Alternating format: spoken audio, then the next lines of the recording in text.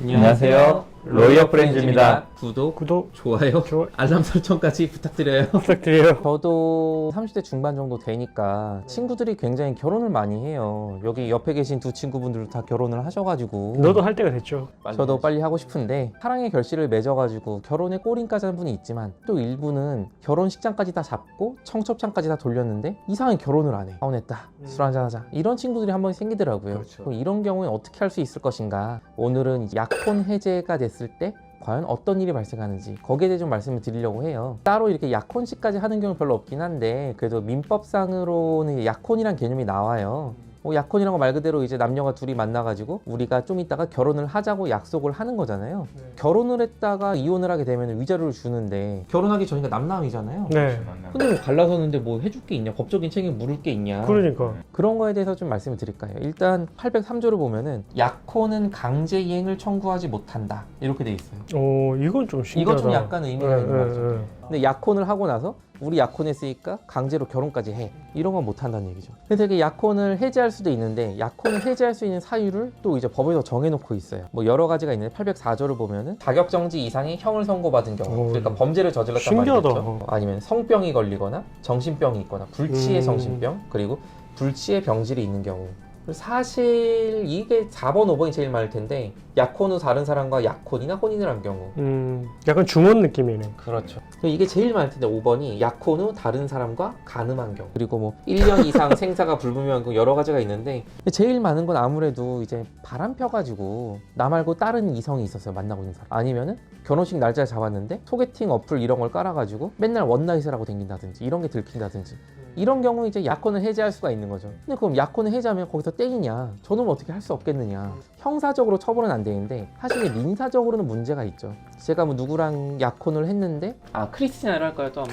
글쎄요. 그 크리스티나랑 제가 약혼을 했어요. 근데 크리스티나가 핸드폰으로 소개팅 앱을 깔아가지고 매일같이 원나잇 살고 다니고 저는 딱 들켰어요. 그러면 제가 정신적으로 충격을 받겠죠. 나의 정신적인 충격, 이거를 돈으로나마 갚아라. 이 돈을 뭐라 그러죠? 위자료. 그렇죠, 위자료. 그러니까 약혼 해제로 인한 위자료 청구를 할 수가 있어요. 이게 민법에도 정해져 있거든요. 그렇지, 조문이 있죠. 806조 1항을 보면은 약혼을 해제한 때에는 당사자 일방은 과실 있는 상대방에 대하여 이로 인한 손해배상을 청구할 수 있다. 과실이 있는 상대방, 그러니까 내 탓은 없고 저놈 때문에 지금 약혼이 파기가 됐어요. 이러면 되는 거죠. 제일 흔한 게 바람피는 거. 그렇죠, 그럴 수 있죠. 아니요, 말도 안 되는 조건을 거는 거. 드라마 같은 거 보면 그런 거 있잖아요. 우리 아들을 키우려고 내가 얼마나 고생을 했는데 열쇠 3개쯤 가져와? 그럼 무리한 요구를 한다든지. 그냥 열쇠 세개 주면 되는 거 아니에요? 아무 열쇠는. 아무 열쇠는 여기 있어요? 뭐 물론 그럴 수도 있죠. 어쨌든 상대방의 과실로 약혼이 파기가 되면 이제 위자료 청구를 할 수가 있는데 위자료가 사실 생각보다 그렇게 많지는 않아요.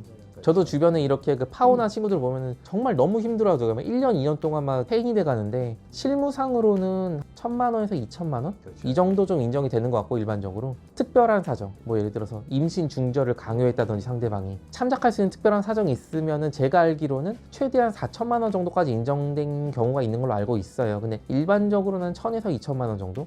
이 정도 이렇게 인정이 되죠. 보통 우리 같은 케이스, 그리고 로프를 보시는 분들은 일반적으로 약혼이란 걸 안 한단 말이에요. 그렇죠. 그럼 언제 결혼하자 했다가 결혼이 파기됐을 때 손해배상을 청구할 수 있는지. 그렇죠. 아주 중요한 질문이신데 약혼 해제로 인한 손해배상을 청구하려면 일단 약혼이 인정돼야 되잖아요. 어느 정도의 약혼이냐. 판례 입장에서는 명시적인 것도 그렇지만 묵시적으로도 약혼을 인정하고 있기 때문에 예를 들어서 뭐 이렇게 서로 결혼에 대해서 디테일에 대해서 양쪽 부모님이 만나가지고 이렇게 논의를 하고 약간 상견례 느낌. 그렇죠. 상견례하고 거기다 결혼식장 예약 정도까지는 해야 이래야지 이제 약혼이 인정이 돼요. 예물도 하고. 그렇죠. 거기다 뭐 스튜디오, 드레스, 메이크업 이런 것도 다 예약을 하고. 신혼집 알아봐도 되겠네. 그렇죠. 신혼집 계약 같은 거 좀 계약까지 맺고 하는. 가계약 정도만 맺으면 그렇지. 이제는 충분히 그렇지. 인정이 될 만하죠. 결혼의 절차로 준비 단계로 나아가면 약혼이 인정이 됩니다.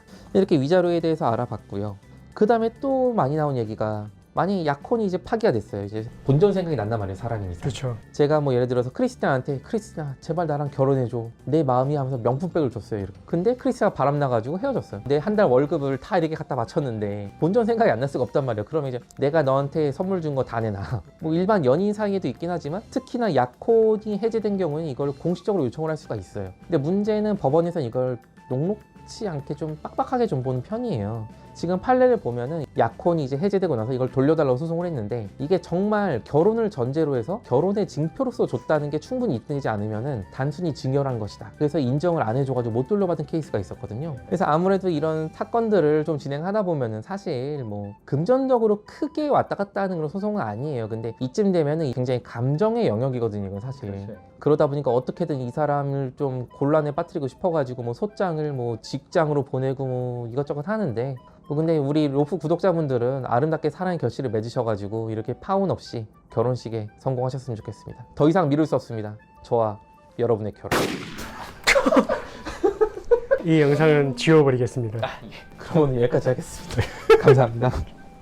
영상 재밌게 보셨나요? 저희가 준비한 또 다른 재밌는 영상을 보시려면 이쪽으로 가시면 되고요. 구독 눌러주실 거죠? 구독은 무제니까요. 구독 눌러주실 거죠? 구독은 무제니까요. 아, 눌러주실 거죠가 너무